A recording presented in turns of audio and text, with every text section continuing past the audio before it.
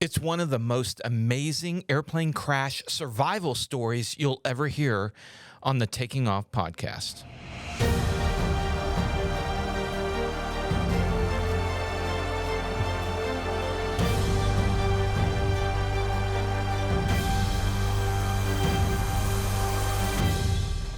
Hello and welcome to the Taking Off podcast. I'm Dan Milliken, and we are going to go back into the vaults. This is one of the first biggest videos we ever had. A lot of people watch this because the story is truly amazing.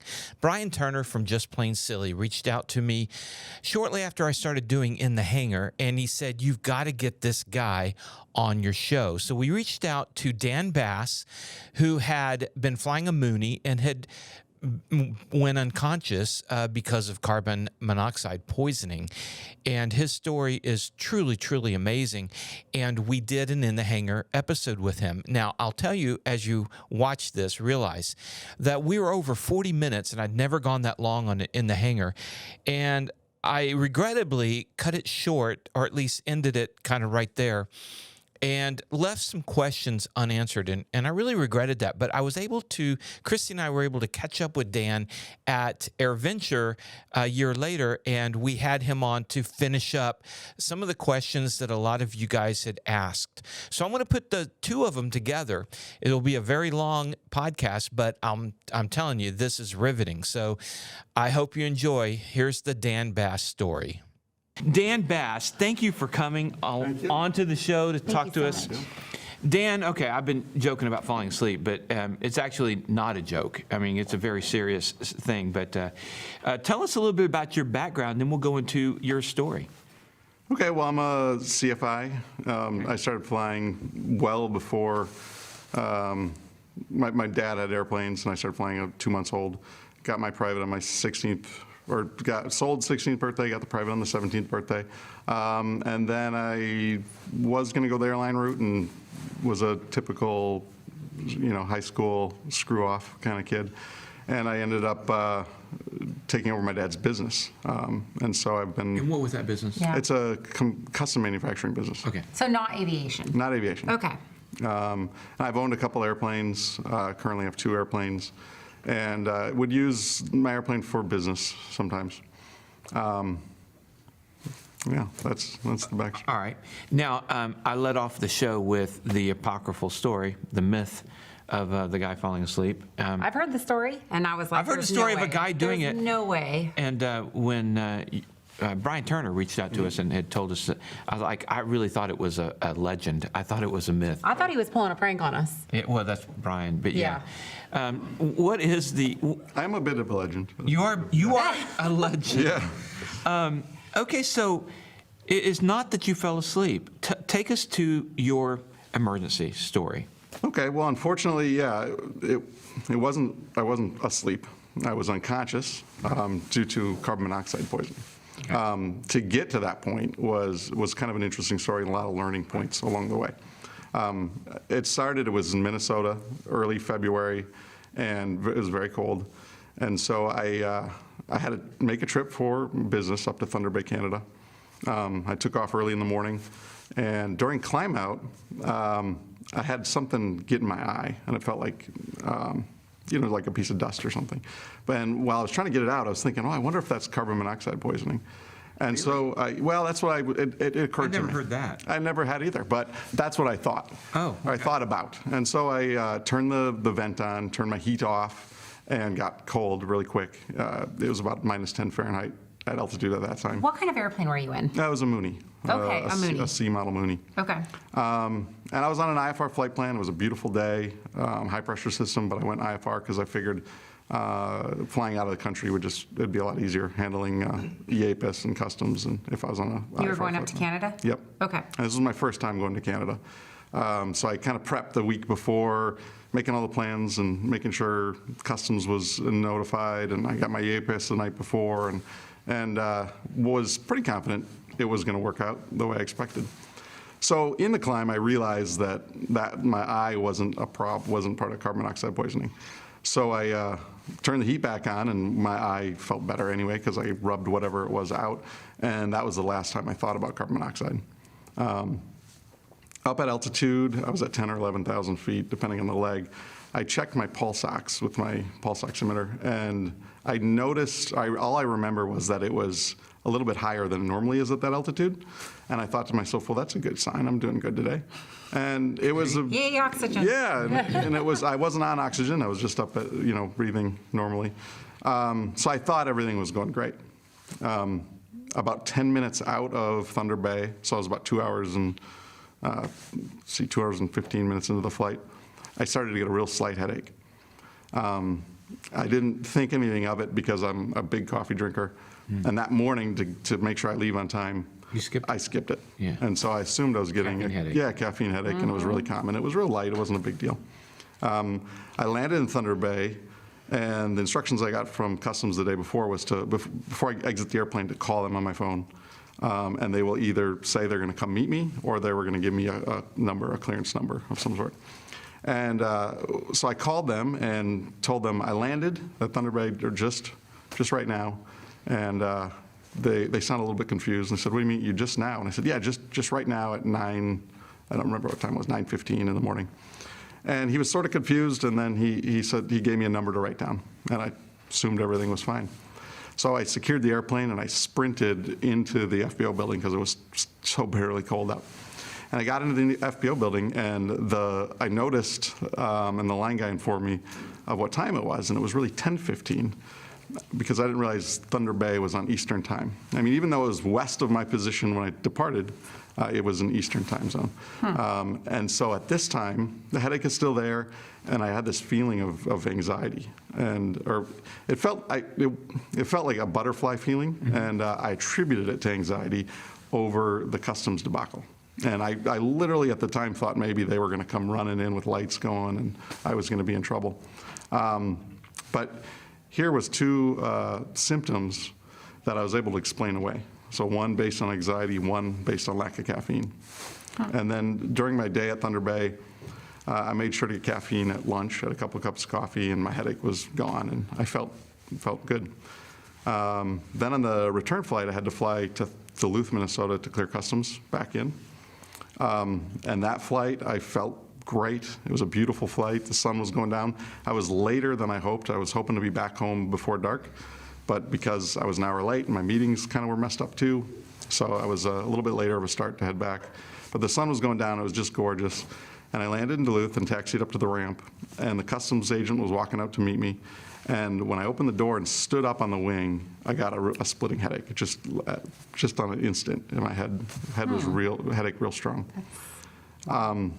And this one I couldn't explain, and I didn't associate it with the airplane so much because I felt great on the flight, and now I'm out in the fresh air and I have this headache. But my oldest daughter was 4 at the time, and the preceding week she had been sick, but we didn't, so 4-year-olds can't explain why they're sick. And so I just assumed, oh, I'm getting what she has, yeah. And then the headache was pretty strong, and we did the customs paperwork, we ran inside and finished that up. I used the restroom, I called my wife, said I'm gonna be home in just over an hour. And she asked if she wanted me to save dinner, and I said, no, don't worry about it, I'll be fine. And ran back to the plane, and meanwhile, my headache is pretty strong, and I was thinking to myself, I just wanna get home and be sick there, right? And it was, a bit of get-there-itis. And everything kind of stacked up. The FBO the line crew is gone.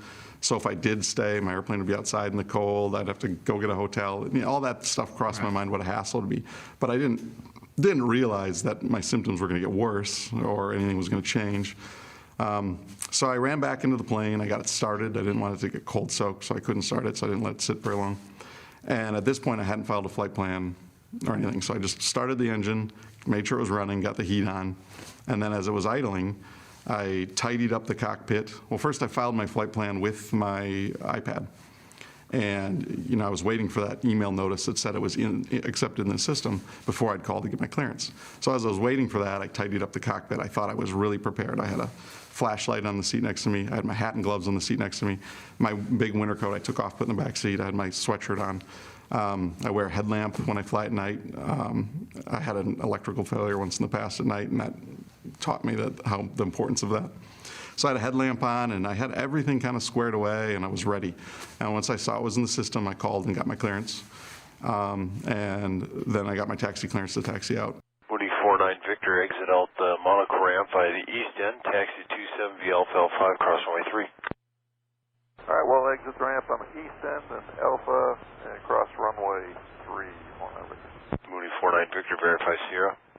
That's correct, we have Sierra. And on the taxi out, so I had this headache, and then I got a period of this butterfly feeling again. And it was really short and brief. It maybe only lasted like 10 seconds. And it went away. And I was thinking to myself, what was that? I couldn't figure it out, like what was going on. And I got to the run-up area, and my headache and the butterfly feeling were gone. I thought I felt normal. So I started my run-up. And I usually do a flow, and then I check it with a checklist. And I did my flow, and then I got the checklist, and I went through it, and then I went through it again, and I went through it again, and I was sort of locked in this loop where I just was unsure to make a decision and to move on. And I was in the run-up area long enough that the tower had actually called me and said, "Are you ready to take off?" Moody 49er Victor, you ready to go? You need a few more minutes yet. Yeah, we're just about ready to go. And I sort of responded with, yeah, I guess I will be in a minute. Oh, wow. And then I didn't respond after that. I was still doing a checklist, and the tower about a minute later just cleared me for takeoff. Moody 49er Victor, turn left heading 240, runway 27, clear for takeoff.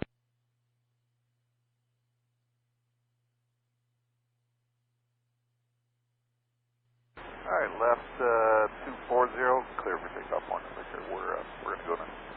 And when I listen to those, I can tell from me getting my clearance that I was impaired. But in the moment, I had no idea. So and I was at that moment in the run-up area. I felt like I was really suggestible. If the tower controller said, "Hey, why don't you turn the engine off and walk back to the FBO?" I would probably have been like, "Oh, okay." But I was cleared for takeoff, and I just thought, "All right, here's Okay. what we go." Okay, here we go. And I was feeling well at the time, but obviously cognitively I wasn't well. So I went to take off, and I remember climbing out, and I was 100 to 200 feet, and I put the gear up, and it's electric gear in this particular one. And as I was putting the gear handle up, I had that feeling of butterflies again. It hit pretty hard. When you say butterflies, are you talking anxiety? Like butterflies? I've never experienced it before, and I usually don't have anxiety unless I'm speaking publicly. It's like this, right? So is it very similar to how you're feeling Yes. right now? Right now, if you're wondering, come on in the hangar. Turn the lights on. It's the same thing as carbon monoxide. Well, that'll be a good pitch Yeah, for right. getting guests in the future. Yeah, it's well, it's good. It's like hypoxia training, right? You can Right, come here right, yeah. and know what it feels like. But I had this. It was real brief, this feeling, and the only way I can explain it is like a butterfly feeling in my chest, and it's similar to an anxiety feeling, I guess. I mean, that's how I described it or justified it earlier in the day. But it only lasted about 15 seconds, and it was done, and it seemed fine. And I remember they cleared me to a left turn. They gave me a heading of 240, and I remember in the turn, I turned my heading bug to it and hit heading hold on the autopilot. And then that particular autopilot only had altitude hold, and then I could heading or nav or GPS steer. So I had it trimmed for climb of about 105 knots in that airplane. So I was 105 knots, full rich mixture, full power, gears up, and trim for climb.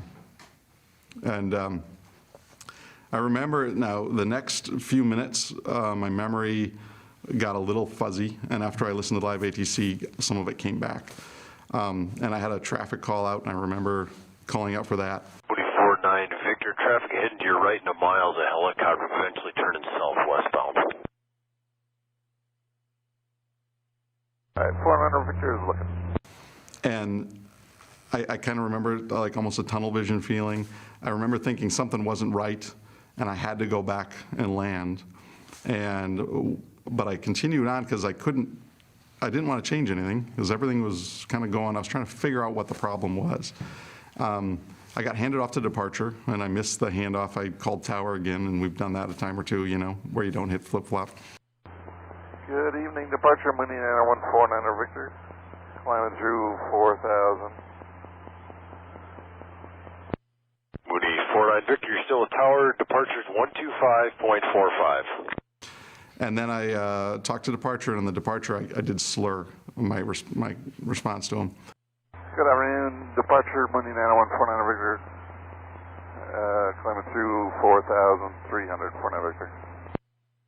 49er Victor, departure, radar contact. Turn left, direct Winona, maintain 9,000. Left direct Winona up to 9,000, 49er Victor. And at that point, I thought I have to tell them I have to go back and land. I remember having my thumb above the autopilot disconnect switch. But he cleared me direct to my destination and up to 9,000 feet. I remember in the 530 going direct O&A, enter. And when I get direct to clearances in that airplane, like muscle memory, I'd hit the GPS steer button. So I'd do that and then hit GPS steer. And in this particular case, I remember doing that, but I didn't hit the GPS steer button. So it stayed on heading mode. It stayed on heading, yeah. Mooney 901, 49er Victor, Duluth. If you hear Duluth, ident or acknowledge, please. 101 X-ray, you hear Duluth okay? Loud and clear on both transmitters, helicopter 49er 11 X-ray. November 9er 149 Victor. If you hear Duluth Tower or Duluth approach, could you ident? Mooney 9er 149er Victor. If you hear Duluth, contact Minneapolis Center 121.05 and let them know what altitude you're climbing to.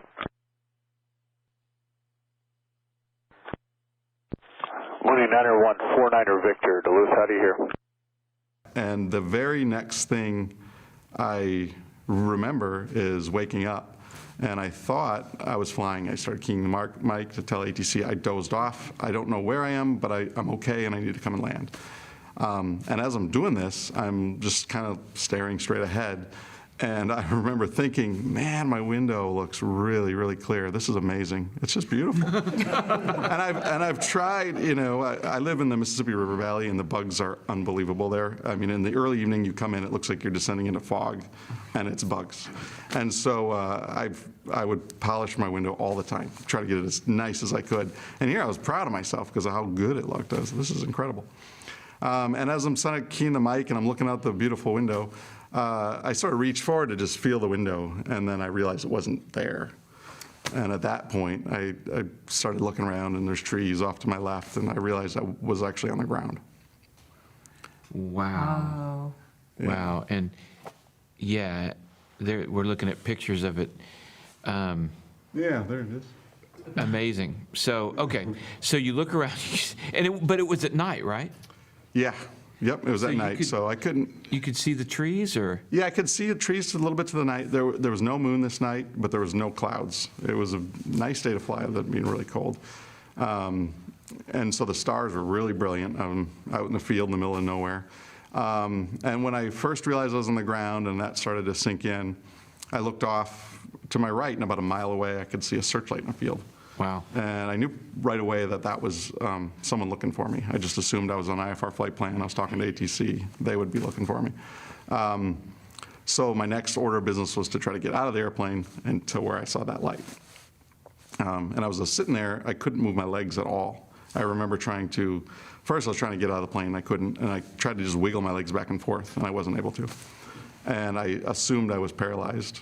And that didn't particularly bother me at the time. I just thought, okay, I'm paralyzed now. I have to figure out a different way to get help.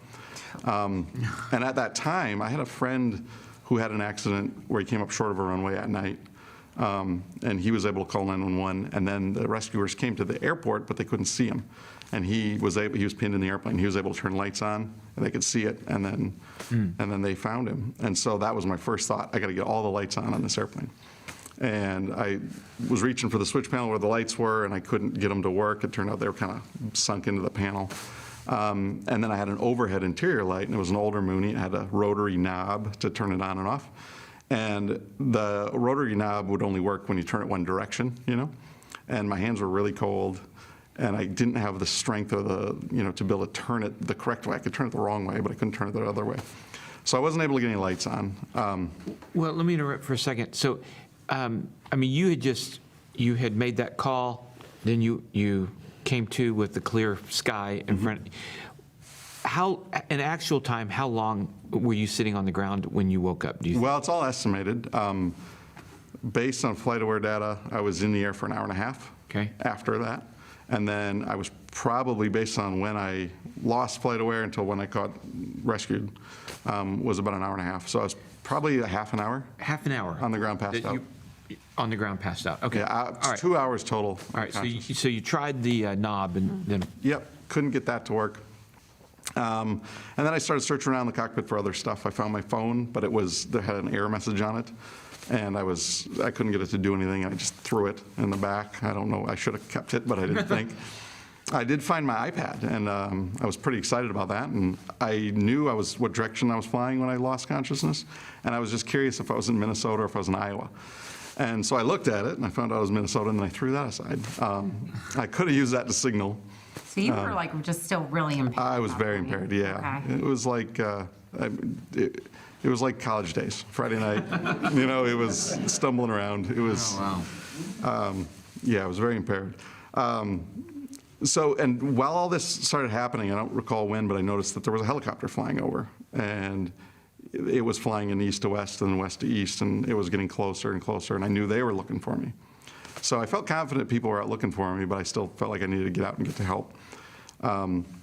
So as I was sitting there, I remembered the movies, and or you always hear about if you're paralyzed, you always wiggle your toes. If you can wiggle your toes, you're okay. So I started thinking real hard about that, and I started wiggling my toes, and I thought, okay, this is good. I'm not paralyzed. It turns out I was just really, really weak from carbon monoxide poisoning is forced hypoxia, and so it's such little oxygen in my body, I just didn't have any energy. So I got my right leg out fairly quickly, and then my left leg was pinned under the rudder pedals because I kind of crunched on it. And so I had to fiddle around with that for a while. And then when I finally did, I opened the door of the airplane and got on the wing, and my wife had sent along a pair of Carhartt bib overalls in case I had a forced landing, because they're nice and warm. And she's like, you put those on and you can hike to health or whatever. So I had a Carhartt jacket in the back, and then I had the Carhartt bib overalls. So I got the bib overalls out, and I was trying to put them on, and due to my injuries and my dexterity. You said what injuries? Well, it turned out I'd broken my upper jaw, knocked out some teeth. Oh my. And then broke 3 vertebrae in my back. And there was some other, bruises and bangs and Were things. you in immense pain or any pain? No, not at all. No, it was none. I was just. Days, so there's no pain. Yeah, there's no pain. Yeah, I was like 20 again. It didn't matter. Yeah. Well, the thing is that I can imagine if he were conscious and had this accident, and then he'd have that adrenaline rush, but you didn't. It's 30 minutes have later. that. Yeah, exactly. Yeah, I think the lack of oxygen helps. And Yeah, that does that. Carbon monoxide is a great anesthetic. Okay, good to know. For anyone that wants to do any work on the side. Yeah. So I didn't feel anything there, and I'm not a video game player, but I've seen those first-person video games where they'll have a grenade go off or something, and they'll have everything a red color and that ringing, and then Flashbang. The flashbang. I had that ringing. It was very strong ringing, so there's probably some head injury there. So I had a loud ringing in my ears, and I wasn't 100% cognitive of what was going on, but I didn't feel any pain. I did realize how cold I was, but I didn't feel it in a traditional sense. I think I felt it because I was numb at that point. So I get out of the airplane, and I get the bib overalls out, and I lay down on the wing, and I'm trying to put them on, and I fiddled around with that for a while, and that wasn't working. So I grabbed my Carhartt jacket and put it on. I couldn't zip it up. I didn't have the dexterity in my hands at that point. So then I went back in the plane and tried to find my hat, my gloves, and my flashlight, and everything that I had organized, and everything was gone. Imagine that. Yeah, the airplane will rearrange itself. Yeah. Really, and certain things weren't even found after the airplane was recovered. So I mean, it was pretty violent. So then I decided I just had my Carhartt jacket on, I couldn't zip it up, and I thought I'm gonna set off towards that light. At this time, I hadn't looked around at the surroundings at all. I just was focused on where that light was. I took about 3 steps and fell down, and then I got up and took a few more steps and fell down, and I would only be able to go 3 or 4 steps, and I'd fall. Sometimes I'd fall backwards, and I remember swearing because it wasn't netting me the direction I was trying to go, and I'm like, I got to do that over. I was really mad. Did you try yelling to the light? I didn't. It was so far away, and I hadn't seen it. After I got out of the airplane, I hadn't seen it again. I just saw it when I was pinned. So you're just heading that direction? Yeah, heading that direction. It turned out I was just walking towards the middle of a field. And it was sort of downhill. So if you remember when you're 20 in college, you kind of go path of least resistance. And I was sort of stumbling downhill, and I made it about 75 to 100 yards from the airplane. And then I fell down, and I rolled over, and the helicopter was coming back, and it was going right over the top of me, and I yelled and did everything, and they just kept trucking. And I realized that if they didn't see me, they're not gonna. They flew over the airplane and over myself, and they didn't see me. I was getting really comfortable at this point. I was tired, and I just kind of settled in, and I laid down, and I felt really, really comfortable. I started getting warm, and I'm like, you know what? If they find me, great. If they don't, I don't really care either. I'm just staying right here. And this is the neat part of the story. 3 years prior, February 7th, 3 years in 2014, my wife was pregnant, and I was loading her into the truck to take her to the airport, I'm a pilot, right? Take her to the hospital. Take her to the hospital to have our baby, our second baby, and we knew it was a girl. But Remember, you don't have carbon monoxide now. No. Well, sometimes there's long-term effects. That's what I tell my wife, right? So I'm loading her in to go to the hospital to have our baby girl, and we hadn't named her yet, but we knew it was a girl. And I'm loading her into the van or the truck, and my wife said, "We don't have a name for her yet," And I looked up, and one of the names we're kicking around was Maya, and it was after the star in the Pleiades star cluster, which is always prevalent in the night sky. And I remember looking up at the car, pushing her into the car, like, we gotta go, and seeing that, I said, hey, we can name her Maya. And so that's what we ended up naming her. And as I'm laying there in the field, all comfortable, I'm staring right at Pleiades, and that moment of putting my wife in the car flashed into my memory. And up until that point, I hadn't thought about who I was or if I had a family. I hadn't thought about any of that stuff. And that just flashed me into my life and gave me the strength to just try to go get help. And it was a really refreshing experience, because it was the first. I thought to myself, if I get up and this hurts, because it hurt walking. I said I didn't feel pain, but I remember I didn't want to go anymore. If it hurt trying to get to help and I didn't make it, the end result's the same as me laying here, so it's not really a sacrifice. So I have to try to get to help. And that was really refreshing, because it was the first time in my adult life that I only had one thing to do. I didn't have to worry about anything. I didn't have to worry about paying bills or being someplace on time or anything. I just had one thing to do. And that was a blessing in the whole accident, because it was part of the experience that I'm fond of, and I kind of look back on. But I then sat up and kind of looked around. It was the first time I reassessed my surroundings. I looked back at the airplane, and I hate to admit this, but part of me, and it's because I was impaired, I looked at the airplane and I was like, yeah, I crashed that. Wow. But anyway, so I noticed that the 20-year-old, yeah. Yeah, exactly, right? And so I noticed the other side of the airplane, there was woods and trees, and beyond the woods and trees, there was a service light and some outbuildings. And it was clear that was the closest thing to me. And so I thought I'd have to go there. And I didn't know if it was outbuildings from a farm, and there wasn't going to be a farmhouse. I didn't know what it was, but I was hoping that someone would be there. So I walked back towards the airplane, and then as time progressed, I was able to have more energy and more strength, and I was able to walk further. So I did fall a little bit and crawl going back to the airplane, but it was better than the trip out. And then I got back to the airplane, and I remember walking up to the horizontal stabilizer and giving it a tap and thanking it, because I understood the gravity of the situation at that time. And then I set off to the woods, and I got up to the edge of the woods, and there was all this brush and kind of this gnarly undergrowth, and I was standing there, and I remember thinking to myself, if I was healthy, I would walk around this. I said, but I want to go there, and it's in the way. I'm going straight. I don't care. So I go into this brush, and I get stuck, and I'm all tangled up, and I'm fighting it, and I couldn't figure it out. And then I realized I was pressed up against a barbed wire fence. Oh, jeez. But fortunately, I had a Carhartt jacket on, and that's like armor. So I dropped down, I crawled under the fence, and then once I was in the woods, it was good because there was trees, so I could sort of balance myself. But then it was also bad because there was about a foot of snow. In the field, the snow was windswept, and there wasn't much snow. And so as I'm falling, my hands got like bricks. I couldn't move my fingers, and I'm kind of crawling through it. And I was very upset that I might live, and then my hands were going to be gone. That really bothered me. So I made it up through the woods, and I got up next to this outbuilding and kind of shimmied along it. And then I turned and I could see a house, and there was the blue flicker of a TV in the window, and it was just the greatest sight I've ever seen. I made it over there and pounded on the window and kind of was yelling, "Help me!" And this great woman, her name is Cynthia Crabtree. This was her house, and her husband he's retired, but he drives a school bus for the girls, sports teams. So he wasn't home. It was just her out in the country, and this guy with a bloody face is pounding on her window.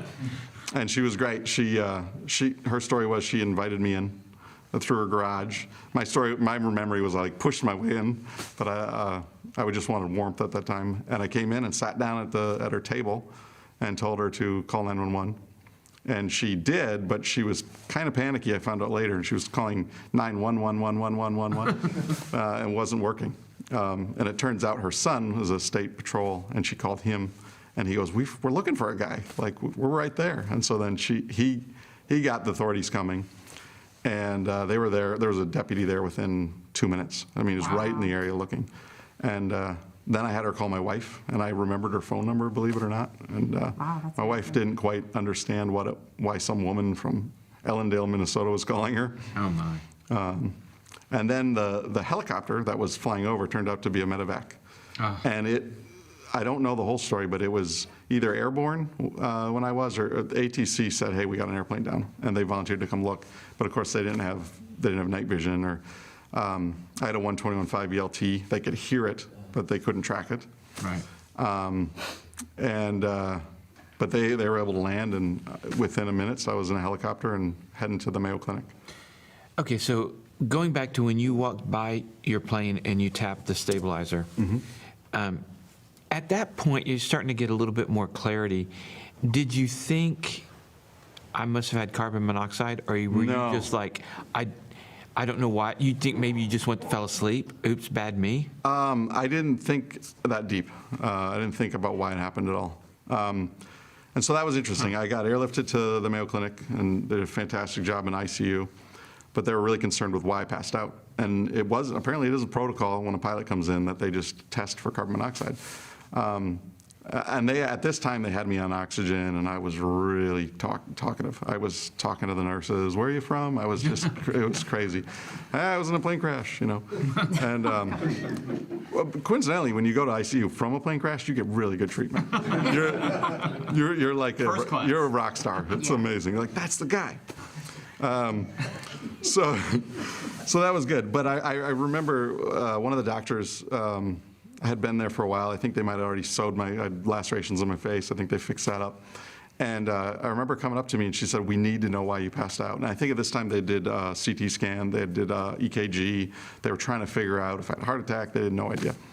And all that stuff wasn't showing anything. And she said, "We have to know why. What did you do? What's wrong with you? You 39-year-olds just don't pass out."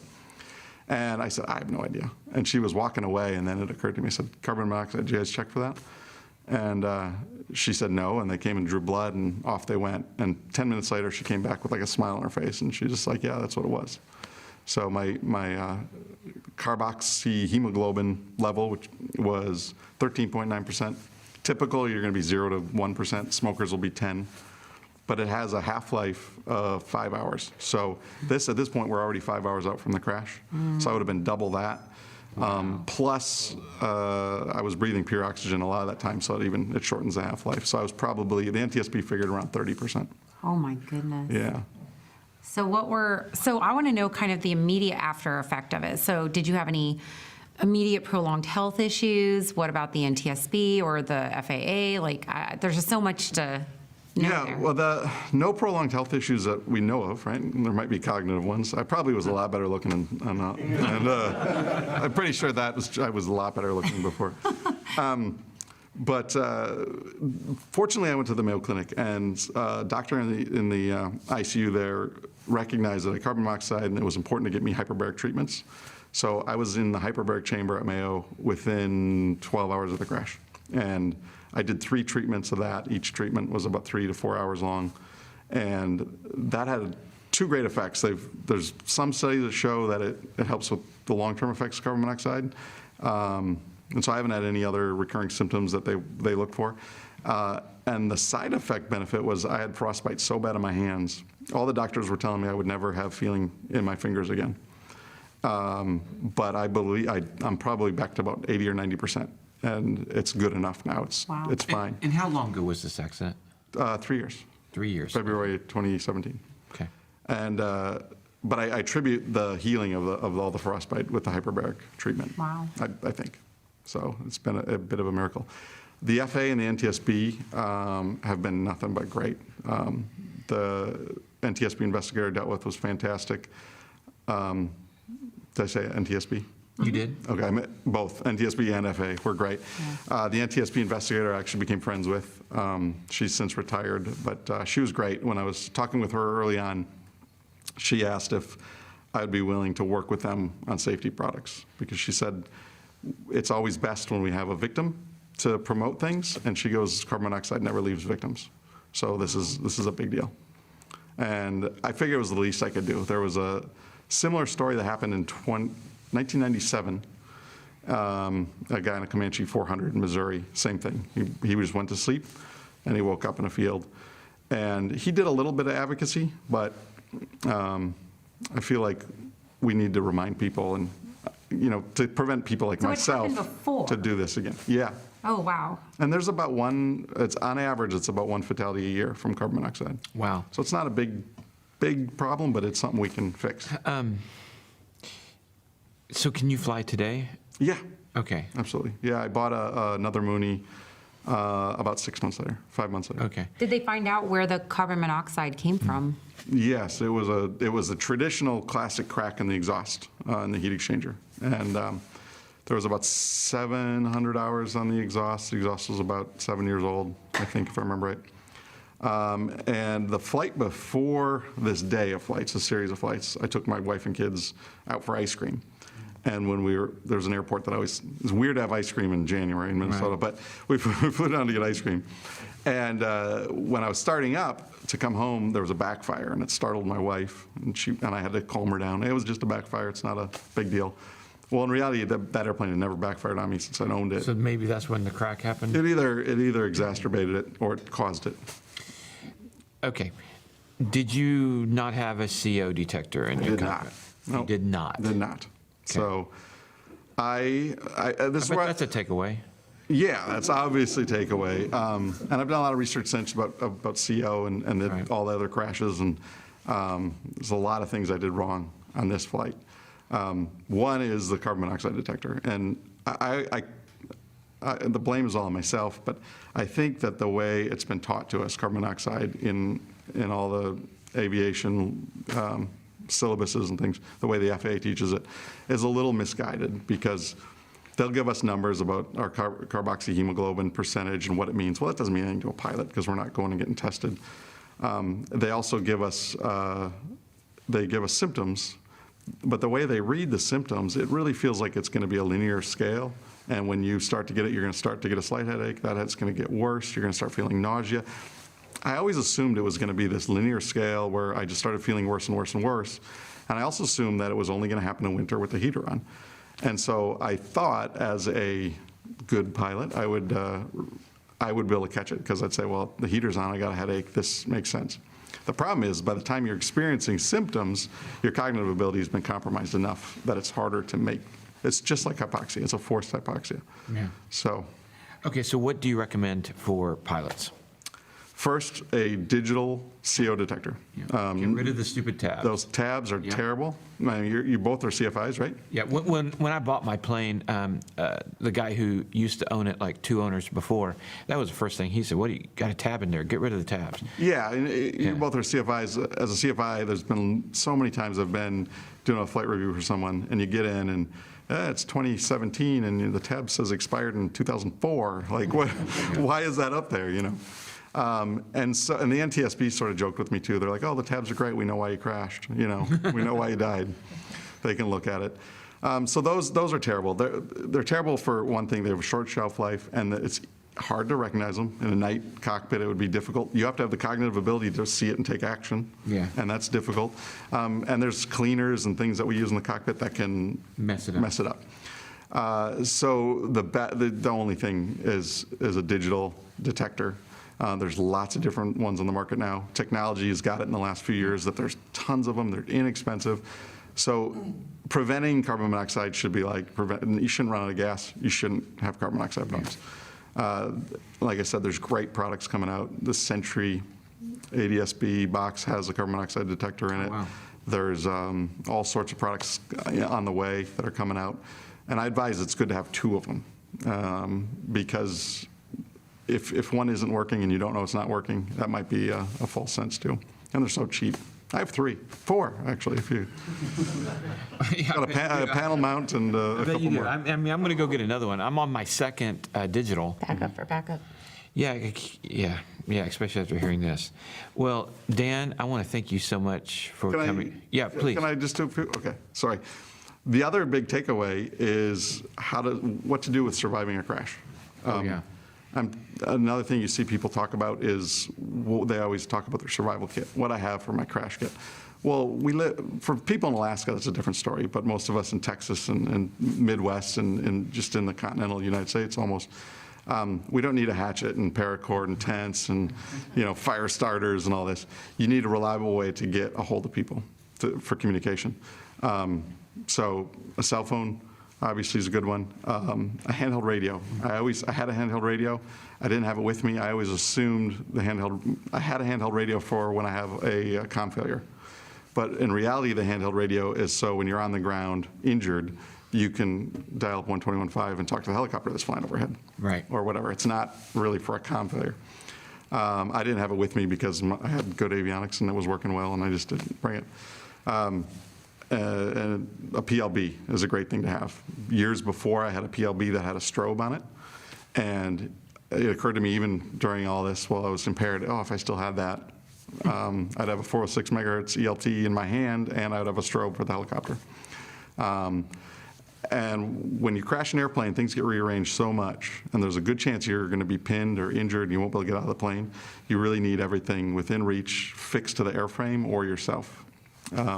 So I'm wearing this very attractive vest, right? I don't normally wear vests. This is a flight vest for me. Okay. I use it. I don't have anything in it now, but I'll keep all the necessary things I need, all the way down to one of those whistles. So if someone's out tromping through the woods looking for me, I can at least blow a whistle. So stock yourself with communication devices. Keep them on you or fixed to the airframe. My handheld radio now is always charged and bolted next to me. So that was a really big takeaway for me. Wow. Well, there's a lot to take away on this. So Was an incredible story. yeah. So thank you. Thank you so much for being on the show. Yep, thanks. Well, and hopefully there's a lot for you to take away. Please get rid of the tabs. If you've got them in your cockpit, get a digital CO detector. Well, today we've got somebody really special that's actually coming back. Coming back to in the hangar, you had to come all the way from far away to get to Wisconsin because you're in Minnesota. Dan Bass. That's right. Thanks, guys. Good to be here. Yeah, we had some burning questions after the last time we had you on, so we figured we'd just catch up and see how you've been doing the last couple of years. And amazingly, Incredible. the Mooney landed itself, and that leads to the first question that we didn't really cover in our 44-minute video that we did, is how in the world did the Mooney land itself?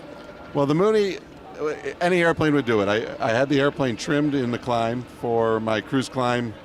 I think I was kind of impaired when I was doing it, but it was around 105 knots or 120 miles an hour. And then I lost consciousness. So I had the autopilot tracking the heading bug, and the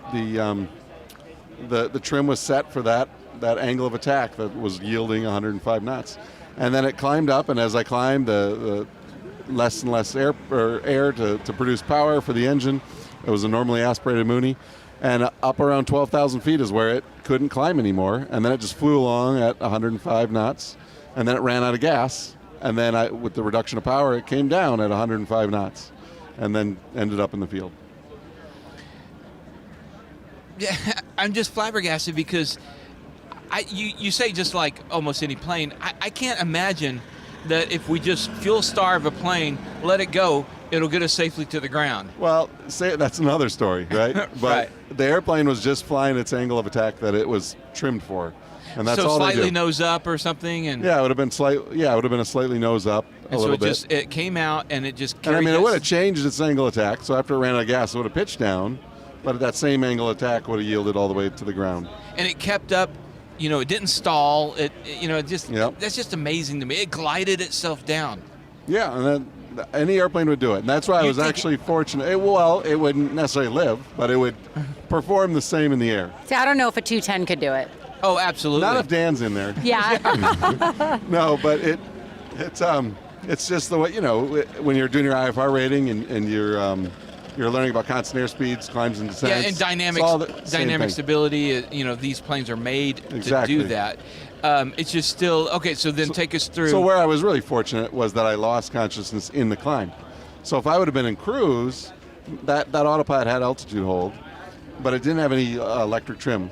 So if I lost consciousness in cruise, I would have been at a higher airspeed, and it would have tried to fly at that trim airspeed after the autopilot said, I can't hold it anymore. And then the I autopilot came would have shut down much faster, and it would lawn dart down.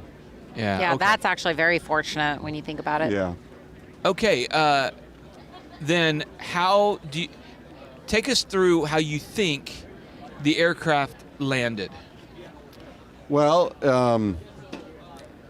the way the field was shaped, it was a real short. It was about 800 feet length on my path, and the way the field was shaped, in the middle of that field, or about 200 feet, 300 feet in, was a divot. I mean, it was a real pronounced downslope. It was the bottom of the field. So when you're standing there versus where my airplane was, you probably have like a 50-foot rise, maybe. And my airplane hit right at that divot, or maybe just a little bit before, where the angle I was traveling, meeting the ground, was shallow enough that I didn't get killed. If I would have ran out of gas a second or a half a second early or later, I would have been meeting the ground at that uphill, and I think that it would have been much more violent. Oh, wow. So we're talking like lottery odds. Oh, absolutely. How many lotto tickets have you purchased? Not one. No, Okay. because I used everything up. It's, Yeah. it's fine. Truly a miraculous thing. One of the questions, how are you doing since 2017? What kind of psychological and physiological impact did this event take on you? Well, the psychological impact, you have to ask my wife, not me. I have no idea. I think I'm fine. I was really fortunate that I was unconscious because I didn't have any sort of what do they call it when you have a post-traumatic stress? That didn't exist because I woke up and all the violent stuff was done. Right. So I didn't really have that to deal with. And then what was the other? That was the psychological and the physiological. Oh, yeah. I have a little bit of numbing in my hands from the frostbite. I'm missing some teeth still. I got to decide if I want to do anything about that. But other than that, nothing. My back healed. I'm doing really well. All right, good. Sounds like a hockey player. Yeah, I'm a bit like that. Tingly fingers, missing teeth, no problem. Yeah, it's fine. It's fine. Hockey players, plane crash survivors. But I was really Basically. fortunate. So when I was at the Mayo Clinic, they said I needed to get in hyperbaric chamber because of the CO, and that's a way to purge it out of your body. So I did 3 episodes in there, and they didn't, at the Mayo Clinic, they don't deal with burns. So I was really worried about my hands because they just told me, you're not going to have feeling in your fingers ever again. And I was really concerned about that. And then it turned out that I believe the hyperbaric treatments for the CO help my hands. On the frostbite. And I mean, I can tell, if I think about it, I can tell they're numb, but it's 90%. It's fine. So you pick up the hot plate and Well, I can't can feel say, it? yeah. Or, Well, no, it's not that bad. I mean, it's Okay, like 90%. okay. I can just kind of feel. Yeah, that's warm. And when I go swimming or I'm in the cold, I don't have much time before my hands, they'll go Hurt? completely numb. They'll turn white and go numb. wow. But it's not bad. Okay, we ended the episode a little early, too. After 44 minutes. Yep. And we didn't cover one of the, of course, this crash has driven you to do some things, and one of them is the importance of having survival things within reach for pilots. Take us through what you've done and the journey you've taken on that and why. Right. So the first thing, if you watch the video, I talked a little bit about the struggle to get out of the airplane and the struggle to find things. And I thought I was really well prepared. In a way I was. I mean, before I took off, I had everything lined up on my passenger seat. I had everything organized. I had my headlamp. Everything was within reach and easy. But the violence of the airplane crash itself moved everything around, and there were certain items we never found. And so that's when I decided. I've talked. Well, I know military pilots. They wear flight suits, and in the flight suits they keep survival equipment. So whatever happens, they have that equipment with them. So I decided to wear a flight vest, and I bought a Scotty vest, I believe is the brand, and it's a really neat company on what they make. They make all sorts of clothing and stuff. They'll make dresses, and they have all these hidden pockets. But anyway, so I bought a vest from them because I thought it looked more normal. So when I get out of the plane, I don't look like I'm on a fishing trip, And I used that vest for a while, but it actually, because of the hidden pockets and the way it worked, it was really difficult to get things in and out. So I purchased another vest. It's more of an outdoor, it's not a straight fishing vest, but it's from Duluth Trading Company, I believe. And it's got a mesh back, and that's got a lot more accessible pockets.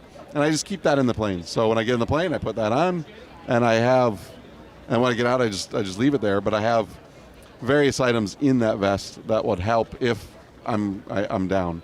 And like my cell phone always goes in my pocket. I have a signal whistle, and I have a mirror, and I have other items, like there's a flashlight in there. Yeah, see, all these things that you would never really think about in terms of that, unless you've been through that experience. Or you think about it and you've got it in your flight bag. In the flight what you bag. don't think about is how far away that flight bag will be if you're strapped in. Right. At the beginning of my accident, I was trapped in my plane, and I couldn't reach anything. And earlier, years ago, we did a Bahamas trip, and I bought a PLB back then, and that PLB had a strobe on the top, and but the battery had expired. It was years old, and I got rid of it. But if I had that, I would have been able to pop the PLB, the strobe would have went off, I could have held it out the window, and the helicopter that was looking would have saw me and pulled me out, and life would have been fine. Well, I wouldn't say fine, but life would have been better. So then, on top of that, I have a PLB mounted to my shoulder harness. So that's always right there. It's not on me, but it's on the shoulder harness. And just for those who don't know what a PLB... Oh, personal locator beacon. So it's a 406 megahertz. It's just like an ELT, but there's different versions, but mine you have to set off yourself. But it's right there. If I'm trapped in the plane, I can get that on. And then right next to that, I got a really nice flashlight with a strobe there too. So I have two flashlights that I'm always going to have. Another thing I've done is I put my handheld radio, and I mounted that on the wall next to my leg.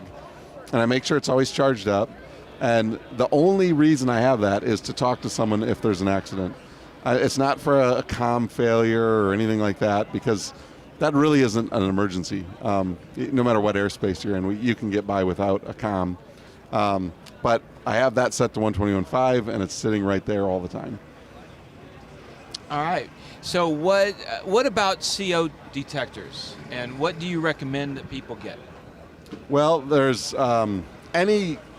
I actually have switched. It sounds like I'm selling them. I think you should have two, because you never know when one fails, and if it fails, you don't know if you're going to know it. Yeah, redundancy in airplanes is never a bad thing. Yeah, exactly. Two engines are good. Did you get a second engine with the Mooney? No, I wish. No, and it was funny. After my crash, I was looking at my next airplane, and I have a growing family, and I'm like, we're going to need something bigger. And I was going to get a Baron. I was going to say a Baron is a good airplane. And anyway, I wasn't multi-rated, and so I called the school that had the Baron, and it just went down for maintenance. And I was like, I won't be back online for 2 months. And then I had some time to think about it, and I came back to the Mooney airframe just because it's such a good airplane, and I'm so comfortable in it. But anyway, I recommend two carbon monoxide detectors if you can, and like I have a panel mount Guardian unit in my airplane. I believe there's other panel mount units that are available now in the last couple of years. So that's always good. They're always on. We kind of went over that, I think, in the last video. And then I have a sensor con, or several sensor cons, and I just happened to fall in line with those guys because of what happened in the forums after my accident, and they offered us a discount, and they've been great to work with. So they make an AV, I think it's AV8. AV8 is their aviation version. It comes with a little mount. I think that's a new one, yeah. Yeah, and you can click the mount on your panel and just lock it in. That's a nice unit. But really, any digital carbon monoxide detector that's not the chiclet. Yeah, not the card. Not the chiclet for sure. Those shouldn't even be around. And then the home detectors. I mean, if you're really, really cheap, it's a way to have something that I didn't, and it'd probably work. But it's a catastrophic alarm only at that point, because they have the UL listing suppresses their alarm rate basically to avoid false positives in home use. How do you feel about those Sentries that have the built-in carbon monoxide? I think that's great. Like, that's one of the two, right? I think if you have one of those, you should have another one, a sensor con or panel mount or whatever. Okay. Let's talk numbers for a minute. What is dangerous levels? I mean, because like I bought one CO detector and it drove me crazy because it went off at 10 parts per million. Right. And that's, am I wrong? That's really not that much. That's not that much, but if you're 10 parts per million the entire flight, and it's operating correctly, there's something going on with the airplane. So, right. But no, this. But in terms of alarms, yeah, I think an alarm. I keep mine set at 35. Okay. But so it usually doesn't go off. But I'll glance at it in the run-up area, and it might be at 22 or something. Right. But I'm always zero in cruise. I'm zero with my airplane. It's easy to have zero anytime in flight. If I'm moving forward, it's zero. So alarm-wise, if you're getting 35 parts per million in cruise, like you have a problem, it might be worth stopping and trying to figure out what it is before you continue on. Mm-hmm. But if you got to fly a few hours to get home and you know it's not going to compromise the airplane mechanically, it's probably safe to do. All right. So any last words that you would say, Dan, to all the aviators out there about what they should do?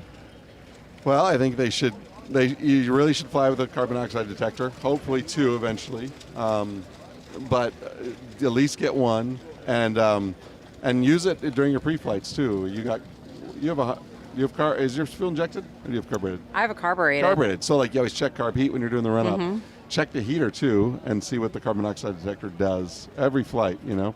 And what's nice about it too is if you find something wrong with one of these new detectors, it might be 6 months before it would be any sort of a problem to you or the airplane, but you're ready to like figure out when you're going to fix it or how to fix it. And that's, mine, I might have been able to fix my crack 6 months before and I just didn't know it was there. But get a carbon monoxide detector and be aware of it, use it, and it's like running out of gas. Just don't run out of gas. Don't do it. Yeah, just don't suck. Just don't suck. But and go out and fly and have fun. But unfortunately, my accident should have been the last, and there's been I forget now, but it's in the 20 to 30 fatality range since my accident in aviation. So we got to keep talking about it. Talk about it around the airport. It's pretty amazing. That video has a lot of views. Yeah. And I've ran into 50 people here that never heard the story just yesterday. Wow. So talk about it with other pilots and spread the word that way. Awareness. And make it one more thing we don't have to worry about. Okay. Thank you, Dan Bass, for such an incredible story. Yeah, a lot to take away from there. I'd also like to thank our sponsors like Colton Mortgage, ColtonTakingOff.com, Marshall Protective Services, MPS Protects.com, 67 Designs, 67D.com, Clemens Insurance, ClemensInsurance.net, ZVision, XEVision.com, and Flying Eyes. Use our discount code at FlyingEyesOptics.com, our discount code of taking off, all caps, one word, for 10% off. I really appreciate you guys watching, and we'll see you next time on the Taking Off podcast.